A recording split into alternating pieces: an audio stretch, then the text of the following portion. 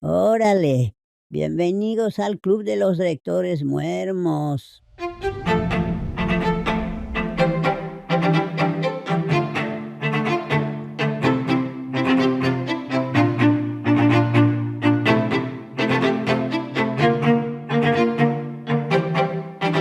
Buenas noches, príncipes de Maine, reyes de Nueva Inglaterra, y bienvenidos a una nueva edición del Club de los Lectores Muermos. A mi lado encontrarán un breve resumen de los temas a tratar en el vídeo de hoy, por si quisieran saltarse a la sección que sea más de su interés. En concreto, en el apartado de temas, hablaremos de el deseo reprimido y las formas extrañas que encuentra para escapar, la tiranía de la tradición familiar y la rebelión contra un destino impuesto, el amor obsesivo que sobrevive al tiempo, al matrimonio o a la moral social, la comida como vehículo de emociones capaces de alterar a quienes la consumen, todos ellos temas axiales en la novela que hoy nos ocupa, Como agua para chocolate, de Laura Esquivel. Hay novelas que se leen y hay novelas que se devoran. Como agua para chocolate pertenece a la segunda categoría. Y esto no es una metáfora gratuita. Cada capítulo arranca con una receta y lo que Esquivel hace con esa estructura aparentemente sencilla es algo extraordinario. La protagonista, Tita, es una mujer a quien su madre ha prohibido casarse, amar, elegir y básicamente existir por cuenta propia. Toda esa emoción reprimida tiene que ir a algún lugar y va a la comida. La cocina se convierte, sin que nadie lo haya planeado exactamente, en el único territorio donde una mujer sin derechos puede ejercer una forma feroz y silenciosa de poder. Pero lo que de verdad engancha de esta novela no es la magia, sino la psicología.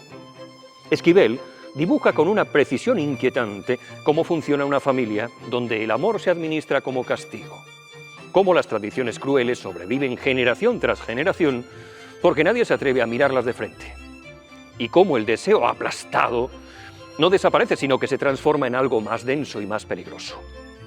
Tita no es solo un personaje romántico, es el retrato de alguien que aprende muy despacio y a un coste enorme que conocerse a uno mismo es el único acto verdaderamente revolucionario. Eso, envuelto en el aroma del mole y los pétalos de rosa, es francamente difícil de resistir. Argumento de la obra. La historia arranca en el norte de México, en los años de la Revolución. Tita, la hija menor de la familia de la Garza, está condenada por tradición a no casarse jamás, a quedarse en casa cuidando a su madre hasta que ésta muera. Cuando el hombre del que se ha enamorado perdidamente, Pedro, se presenta a pedir su mano, mamá Elena no solo lo rechaza, sino que le ofrece a la hija mayor como alternativa, y Pedro acepta. El motivo que da, susurrado a Tita en la fila de la boda, es que así podrá estar cerca de ella. Es un gesto que uno no sabe muy bien si admirar o reprochar, y esa ambigüedad acompaña al personaje durante toda la novela. A partir de ahí, los dos amantes conviven bajo el mismo techo durante años, separados por el matrimonio, por la vigilancia implacable de mamá Elena y por esa decencia social que en la novela siempre aparece como el más sofisticado instrumento de tortura. Lo que sigue es una vida entera construida en los márgenes. Tita cocina, ama en silencio, sufre colapsos, se recupera, encuentra un refugio temporal en la casa del doctor John Brown, un hombre bueno que la quiere con una generosidad que ella no sabe del todo merecer, y acaba eligiendo igualmente a Pedro, porque a las mujeres, los machirulos heteropatriarcas, las pone muy cachondas. Mamá Elena muere, Rosaura muere, el tiempo pasa con esa crueldad discreta que tiene cuando uno lo desperdicia obedeciendo. La novela termina con los dos amantes solos por primera vez, en una escena que es simultáneamente un clímax erótico, una muerte y algo que se parece bastante a una redención. Lo único que queda después del incendio es el libro de recetas de Tita, que es exactamente lo mismo que decir. Lo único que queda es su historia. Biografía de la autora. Laura Esquivel nació en Ciudad de México en 1950 y en cierto modo toda su obra parece surgir de una intuición muy concreta, que la vida emocional de las personas rara vez cabe en los moldes sociales que pretenden domesticarla. Antes de dedicarse a la novela, trabajó como guionista y profesora, y ese origen se nota en su forma de narrar. Sus historias tienen ritmo, imágenes muy físicas y una forma directa de conectar con las emociones del lector. Cuando publicó Como agua para chocolate, en 1989, ocurrió algo bastante poco habitual en la literatura contemporánea. Una novela profundamente arraigada en la tradición cultural mexicana se convirtió en un fenómeno internacional. El libro mezclaba recetas de cocina, historia familiar, erotismo, humor y realismo mágico con una naturalidad tan desarmante que millones de lectores sintieron que estaban entrando en la cocina de una familia real, no en una obra literaria cuidadosamente diseñada. Esquivel pertenece a esa generación de escritores de las provincias españolas de ultramar que crecieron después del gran boom literario, cuando el realismo mágico ya había dejado de ser una extravagancia narrativa para convertirse en una forma legítima de describir la realidad emocional. Pero su talento consistió en desplazar ese universo mágico desde los grandes paisajes míticos hacia algo mucho más íntimo: la vida doméstica, la cocina, el mortero. Esa mezcla de sensualidad, tradición y rebeldía explica por qué sus historias, más allá de su contexto cultural, conectan con algo muy universal: la sensación de que las emociones humanas siempre encuentran una forma de expresarse, incluso cuando todo a su alrededor intenta impedirlo. Contexto histórico. La historia se desarrolla en el México turbulento de la Revolución, ese periodo, a principios del siglo XX, en el que el país estaba reorganizando su destino a punta de fusil. Mientras los ejércitos revolucionarios de Pancho Villa y Zapata cruzaban el territorio cuestionando el viejo orden, en miles de hogares seguían funcionando pequeñas monarquías domésticas donde la autoridad se ejercía con una dureza casi feudal. Esa es la paradoja histórica que hace tan potente la novela. Fuera de las casas, el país hablaba de justicia, de libertad, de ruptura con el pasado, pero dentro de muchas familias seguían vigentes normas tan rígidas como la de condenar a la hija menor a una vida de sacrificios. Laura Esquivel coloca la acción justo en ese cruce de tensiones. La revolución no solo aparece como un telón de fondo bélico, sino como una vibración que atraviesa la vida cotidiana. Ese contraste produce un clima fascinante.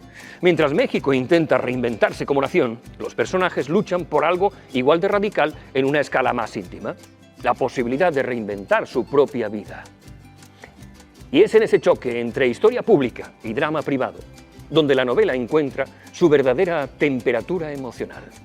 Como Agua para chocolate pertenece a una tradición literaria que conviene situar con cierta precisión para entender lo que Esquivel hace con ella y lo que aporta de propio. La novela se inscribe en el realismo mágico latinoamericano, un género que a mí me entusiasma y que hunde sus raíces en las mitologías indígenas precolombinas y en los movimientos europeos del modernismo y del surrealismo.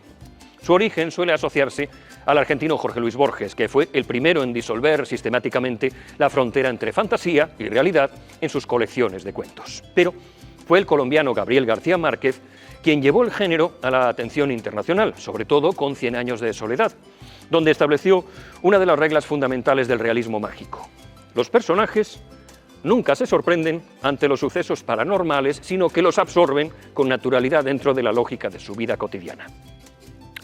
Es exactamente lo que ocurre en La cocina de Tita, donde nadie se detiene a explicar por qué las lágrimas en el pastel hacen llorar a los invitados.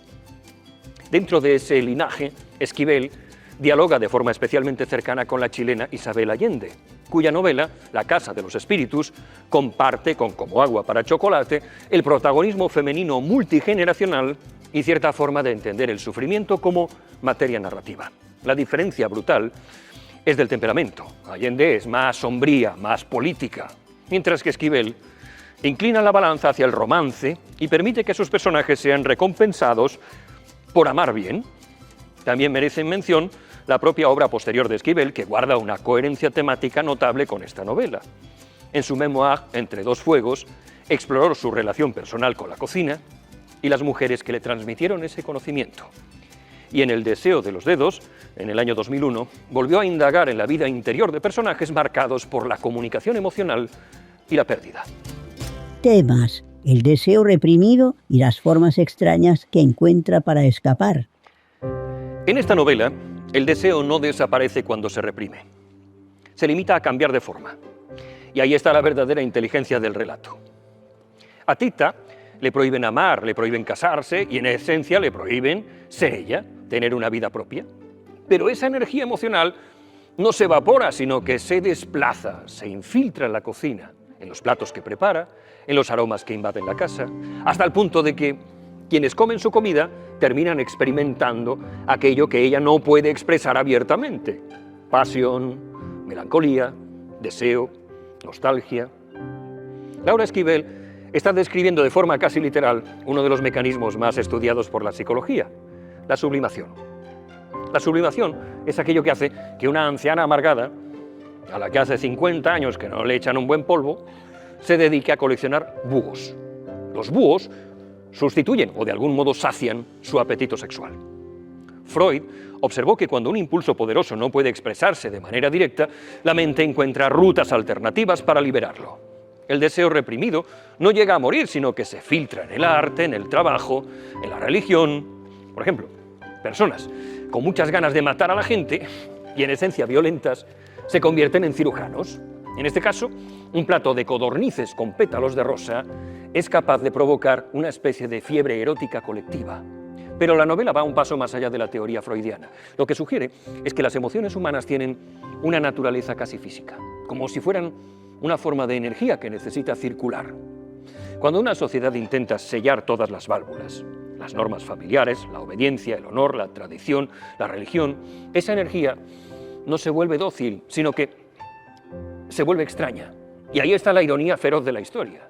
Mamá Elena cree que está controlando el destino de su hija con una regla familiar absurda, pero lo único que consigue es convertir la cocina en un laboratorio donde el deseo reprimido encuentra formas mucho más imprevisibles, contagiosas y en cierto sentido subversivas de manifestarse.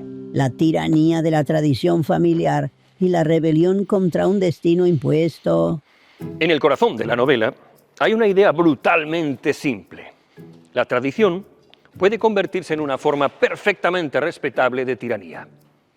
La regla que condena a Tita a cuidar de su madre hasta el final de sus días no aparece como una excentricidad aislada, sino como una costumbre aceptada con una naturalidad que la vuelve todavía más opresiva. Nadie parece preguntarse si todo esto tiene sentido. Simplemente existe, como existen muchas normas sociales que se transmiten de generación en generación con autoridad silenciosa de lo cuestionable. Aquí, Laura Esquivel toca un punto muy interesante que el sociólogo Pierre Bourdieu analizó con precisión. El poder más eficaz no suele presentarse como poder, sino como tradición. Cuando una norma logra disfrazarse de costumbre familiar, ya no necesita justificación alguna, se vuelve invisible. Mamá Elena encarna exactamente ese mecanismo. Gobierna la casa con la legitimidad que le otorga el pasado, como si estuviera ejecutando una ley natural y no una decisión arbitraria. Y sin embargo, toda la historia de Tita es la lenta gestación de una rebelión contra ese destino heredado. Una rebelión además muy humana. El simple acto de negarse a que la vida de uno esté escrita por personas que murieron hace décadas. Ahí la novela conecta con una intuición filosófica que Nietzsche formuló con bastante crudeza. Las tradiciones solo conservan su poder mientras nadie se atreve a preguntarse por qué coño existen. En cuanto alguien introduce esa pregunta, aunque sea en silencio, la estructura empieza a agrietarse. Y lo fascinante de Tita es que su resistencia no se manifiesta en gestos espectaculares, sino en algo más peligroso para cualquier sistema autoritario: la persistencia obstinada del deseo de vivir de otra forma. El amor obsesivo que sobrevive al tiempo, al matrimonio y a la moral social. El amor entre Tita y Pedro tiene algo profundamente incómodo porque no encaja en la versión civilizada del amor que solemos celebrar. No es un romance ordenado, ni moralmente limpio, ni socialmente aceptable. Es un vínculo que se mantiene vivo a pesar de los años, de un matrimonio que nunca debió existir y de una red de convenciones que intenta sofocarlo sin éxito. La novela sugiere algo que la psicología del deseo ha señalado muchas veces. Cuanto más se intenta prohibir un impulso, más intensidad adquiere. El antropólogo René Girard hablaba del deseo mimético, esa dinámica por la cual lo prohibido o inaccesible se vuelve todavía más irresistible porque adquiere una dimensión casi sagrada. En el caso de Tita y Pedro, el obstáculo no enfría el amor, lo concentra, lo vuelve más denso, más persistente. Durante años su relación existe en un territorio ambiguo, hecho de miradas, de silencios, de platos compartidos y una tensión emocional que nunca llega a resolverse del todo. Y lo fascinante es que la novela no intenta moralizar esa situación. Esquivel parece entender que hay pasiones humanas que no obedecen a la arquitectura ordenada de la vida social. La moral, el matrimonio, la tradición, todos esos sistemas pretenden domesticar el deseo, pero a veces el deseo funciona como una fuerza geológica, puede quedar enterrado durante años bajo capas de obligación, de silencio, de represión, pero sigue ahí acumulando presión hasta encontrar una grieta mínima por la que volver a salir. Y cuando finalmente emerge, lo hace con una intensidad que ningún pacto social consigue domesticar del todo. La comida como vehículo de emociones capaces de alterar a quienes la consumen. En la novela, la comida deja de ser un mero alimento y se convierte en un sistema de transmisión emocional, casi una forma de lenguaje químico entre cuerpos. Cada plato que prepara Tita transporta algo más que sabor, lleva dentro su estado anímico, su tristeza, su deseo, su rabia, su nostalgia, y quienes lo comen terminan experimentando esas emociones con una intensidad que roza lo inexplicable. Desde una perspectiva psicológica, la idea no es tan extravagante como parece. El antropólogo Claude Lévi-Strauss señalaba que la cocina es uno de los primeros lenguajes simbólicos de la humanidad. A través de la comida se transmiten vínculos, jerarquías, afectos e incluso memoria colectiva. Y si uno mira la neurociencia moderna, la conexión entre gusto, olfato y emoción es brutalmente directa. El sistema límbico, donde se procesan las emociones, está íntimamente ligado a los circuitos sensoriales del olor y del sabor. Esquivel toma esa base biológica y la lleva a un territorio casi mítico. En su mundo, cocinar se convierte en un acto de alquimia emocional. Un guiso puede provocar llanto colectivo, un pastel puede desatar una oleada de deseo incontenible, un plato puede desencadenar recuerdos que parecían enterrados. Lo fascinante es que la cocina, tradicionalmente vista como un espacio doméstico y silencioso asignado a las mujeres, se transforma aquí en un instrumento de poder.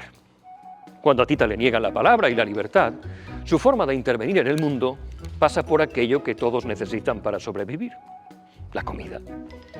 Y de este modo, la novela plantea una idea bastante aguda. Las emociones humanas siempre encuentran una forma o un canal para circular, y a veces lo hacen a través de los lugares que la cultura ha considerado más inocentes. Cuando uno llega al final de la historia, entiende que la novela nunca trató solo de amor, ni de cocina, ni siquiera de tradición familiar. Trataba de algo mucho más elemental: la imposibilidad de domesticar completamente la vida interior de una persona.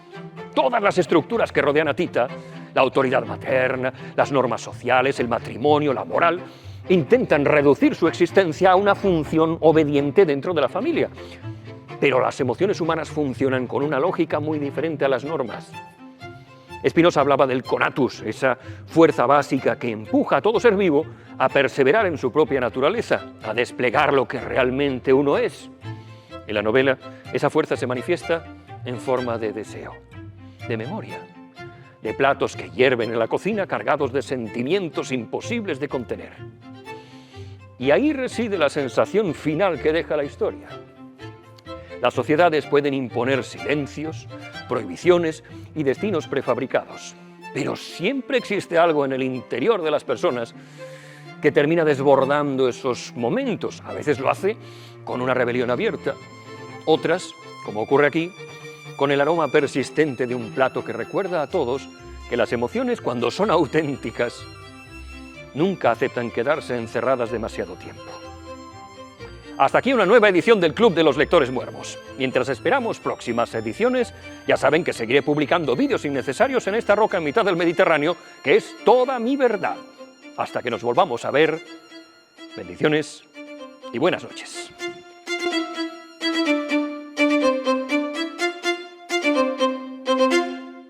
Órale, ahora que acabaron de ver el video, vayan y cómprenle la novela al chavito. Visiten www.labaladadesoycowboy.com.